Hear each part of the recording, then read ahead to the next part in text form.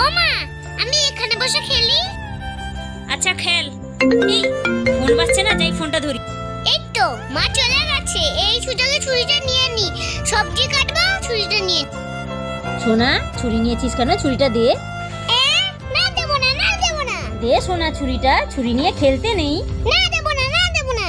দে, হাতটা কেটে যাবে তো। না, এইভাবে ওর কাছ থেকে ছুরিটা নেওয়া যাবে না। কি যে করি। আইডিয়া। এই যে সসটাকে আমি হাতের মধ্যে আঙুলে লাগিয়ে নেব, দিয়ে চিৎকার করব যে হাত কেটে গেছে, হাত কেটে গেছে। দেখি সোনাই কি করছে।